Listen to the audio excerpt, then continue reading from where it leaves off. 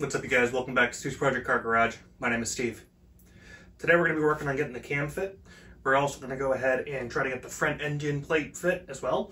We're going to check clearances, make sure that all the cam gears line up with the crank gear, and maybe, I don't know, see what else we can do. So grab yourself a cup of Jetta juice and stick around. Let's get right in.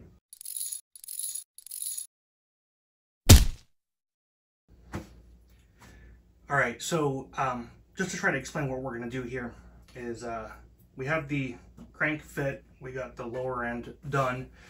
What we want to do though is we want to go ahead and install the new camshaft. The camshaft is actually the original camshaft but just reground, like I had talked about a couple of weeks ago. We're going to get that installed, and then once we have that installed, we're going to get the gear installed for both the cam and the crank. And we need to make sure that we have proper alignment with both the cam plate and also the engine plate as it fits on, because if you don't have proper alignment, then that's going to go ahead and cause issues with the chain. We want to make sure that it's dead on. So that's kind of my big goal, and then I can get the engine plate put on and keep going from there. So yeah, what I want to do is get the cam installed first. Once we have that put in, then we can not have to worry about that anymore. That's going to be set in place, and then we're going to start trying to figure things out. One of the things I want to talk about though are these spacers or these shims. So I ordered new shims from Moss, and they're like too large, like for the actual cam itself. They don't sit on there flush. So I actually have the original, which is 0.0006, I think, if I'm not mistaken, in size, which is not like one of the sizes that Moss sells. They sell like a 0.5 and a 0.8 or something like that. I don't know. But anyways, I want to try with the original, see how that fits. Also with the gaskets that they send you 3 different gaskets.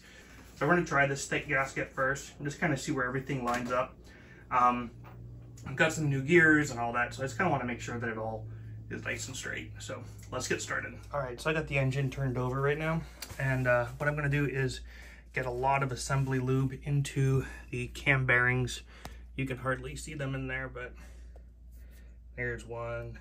And then I got the other back over here and in the back. So I want to just get those absolutely covered with assembly oil or assembly lube, and then we can go ahead and slide the cam in. So let me get that started, and I'll bring you back.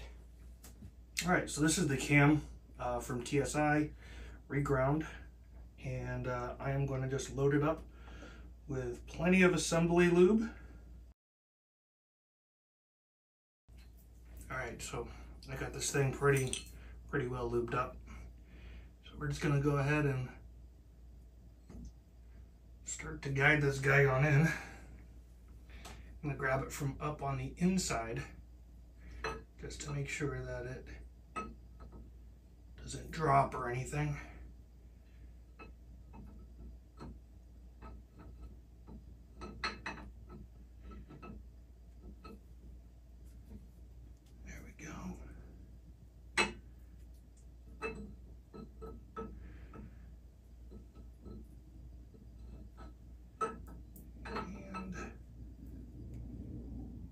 There we go, we're in.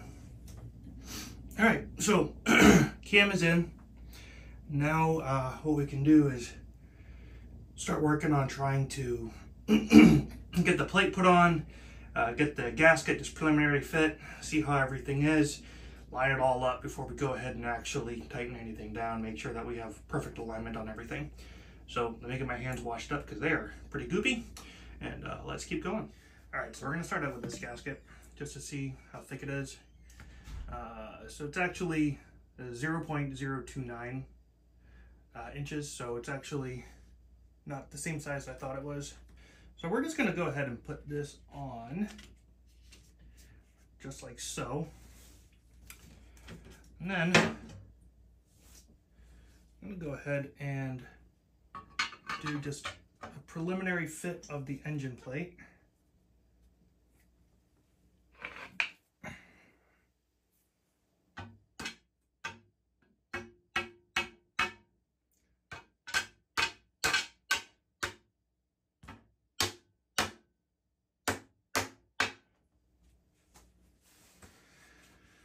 just get that on there like so. All right, so I have the cam keeper, and so we're just gonna put this on here, and we're gonna tighten it down. We're not gonna torque it, but we're just gonna get it tight. It's also a good opportunity to measure cam and float to make sure we're still good. All right, so I had to take a second to pause because I put the cam keeper on, and I need a new cam keeper. So what I discovered is that when I put this on, I had like 0 end float. And I remember when I took it off, I had a very tight amount of end float. And I think the cam keeper itself has got like some kind of damage to it that's preventing it from sitting correctly. So I'm gonna order a new one. But I should still be able to proceed on with this part of things. I just need to try to remember to order a new one of these. So anyways, let's just keep pressing on. Let's go ahead and actually get the gear on the cam itself, and then we'll check for alignment. All right, so I got the old shim on here, like I was saying before. This is the shim that was on the engine, and when measuring it, it is 0.005. So we got 5 thou shim.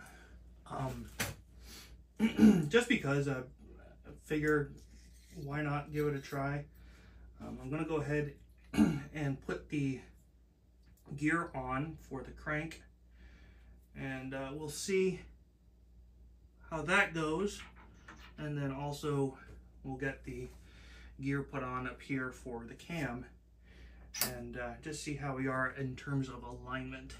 So okay, so I got this mounted, and now what I'm going to do is I'm going to use my flat edge here, and I am just going to check for light gap, and I can tell that the bottom gear appears to be sticking out a little too much, and it's hard for me to show you, but essentially I got light coming in on this side, like right here. There's a little bit of light that comes in, and the light is thicker here and thinner up here. So what I'm going to do is I'm actually going to remove that shim that I put on, and let's see how much of a difference that makes.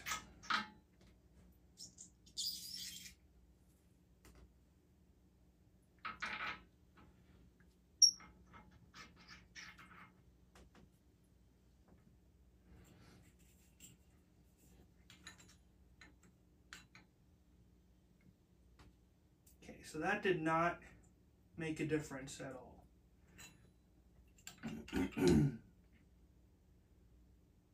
That's interesting.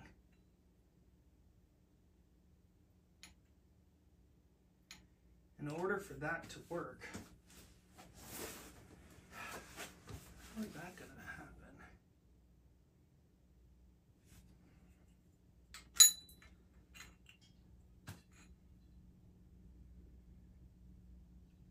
Which means that the cam needs to come out.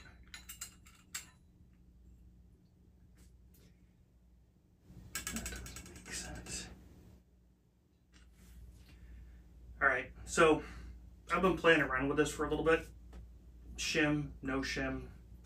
And what I have found is that there is a pretty significant inconsistency in the size of the old gear and the new gear. Let me bring you to my kitchen table and I'll show you. All right, so you look closely at them. Sure, they look identical, but they are really not. So here's what I've found. So let me see if I can get my. All right. First, let's talk about overall thickness. All right. So overall thickness, we are 1.052. And then on this one, we are thicker, 1.054. Okay, so 2 thou, not a huge difference, but okay, when you're trying to make things align, it's a difference.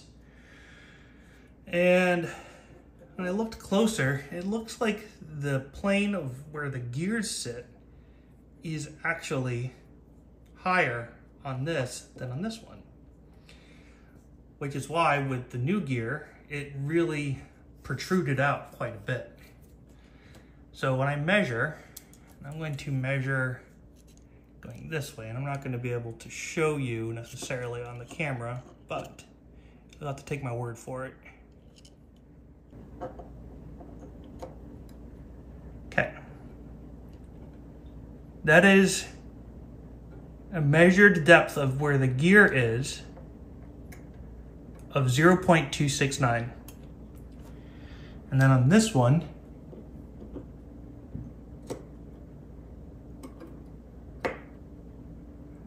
.301. That's a big difference. And what that means is that this gear, while it is shorter than this one, ever so slightly, because the way that the gear is actually higher up, it is causing it to not align correctly. So I'm not sure if I'll actually be able to get this to line up perfectly using the new gear. When I put the old gear on, it lines up beautifully, and I have minimal light, if any, coming through. And so the question is, to fix this, do I put on another gasket to make the gasket thicker? Possibly, but I don't know if that's the right answer. I gotta think about this for a little bit. So I guess now the big question is, what am I gonna do? I don't know if this is necessarily just a manufacturing issue on this one specific gear, or if it is just the pattern that they provided. The company that manufactures these is just being bad. But I'm kind of inclined to just go ahead and use the old gear. I am going to reach out to Moss directly, and I think I'm actually going to show them this video so you guys can take a look at it. One thing I do want to call out also, though, is that if you take a look at this gear, and it's really kind of hard to demonstrate. Let me see if I can try to zoom in a little bit for you. You notice how this gear has nice, squared tops? That's typically like one of the big things that you look for and wear in a gear. And this gear does not have squared tops. These are actually very sharp pointed tops.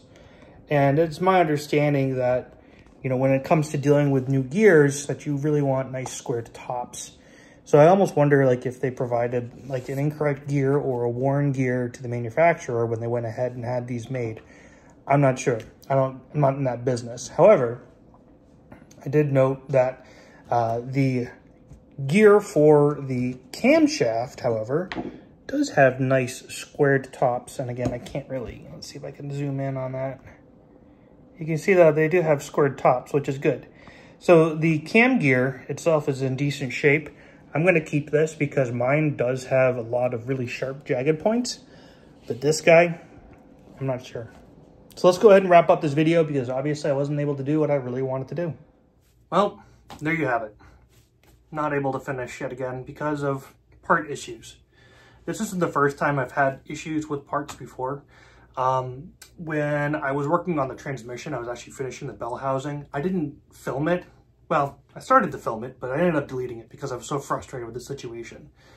Long story short, the pin that goes into the throwout bearing arm was too thick for the brass bushings that I bought from the same reseller. And I messaged the reseller and I said, hey, this pin is too thick for the brass bushings. And the response back was, well, those are all within our spec of what our tolerances are for acceptable parts. Unfortunately, there's nothing we can really do for you. I hope that that's not going to be the situation here. Not that it's a big deal, but this is a $35 gear. And I'm really tempted to go ahead and just use the old one. So I would love to know what your opinions are in the overall condition of the old one. As you can see here, it's definitely seen some use. It is well worn, but it does have square edges on the top of the tips. which is something that this new gear from Moss doesn't have. These are very sharp edges. They're, you know, they're fine tooth. So on top of everything else, we've got that going on. I tried to do some research on this to kind of find out more about it, and I posted on a couple of social media groups. And one of the questions that came up with was, who manufactured that sprocket? So I got the box, and I went ahead and I actually noticed that there was a label underneath it. So I peeled that label back, and I was able to see that it says CC59, which, if I'm not mistaken, it was CC59.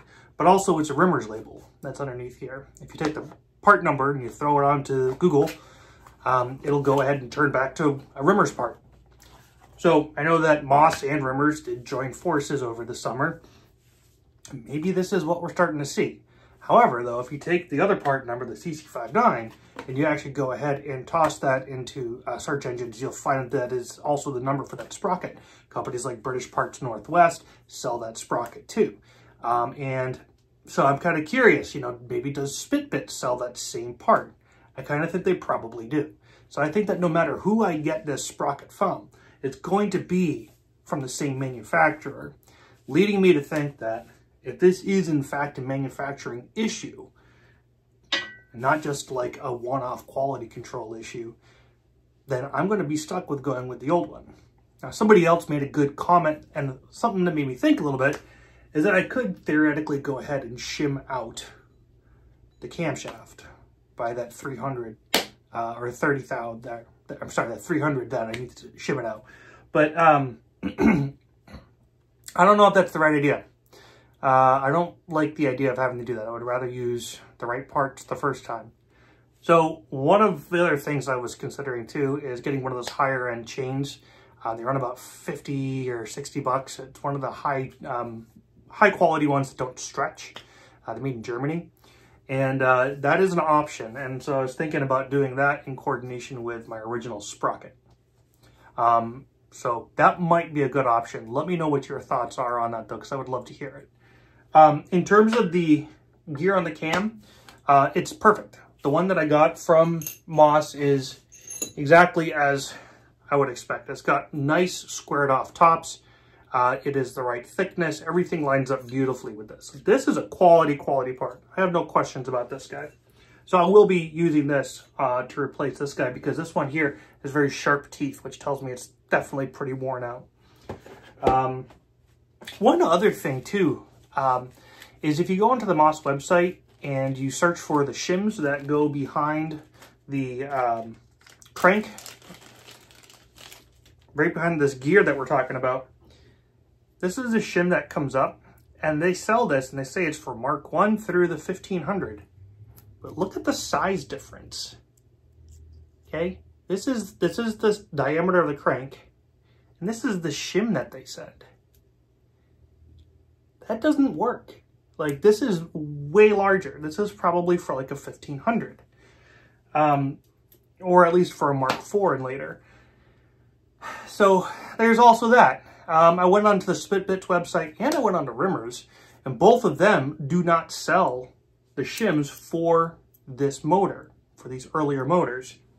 And I'm guessing that they don't sell them because nobody manufactures them. But Moss is selling these, which are the wrong size. So there's also that. So I don't know what to do here. I'm going to reach out to Moss. It is currently the Sunday before Labor Day. So I don't think that they're going to be open tomorrow, but I'm going to try anyways just because. And I want to get their take on this because, honestly, I kind of want to just return this and just go with the old gear. But please tell me in the comments, what would you do in this situation? I would love to hear it because, honestly, I'm kind of at my wit's end with this. I want to get this engine going, and now I'm going to be delayed yet another week and a half while I figure this out. So, anyways, if you haven't done so already, go ahead and click the like button, click the subscribe, and remember, when working on project cars like this, double check your parts before you go ahead and start to install them, and don't be that dreaded previous owner. Cheers.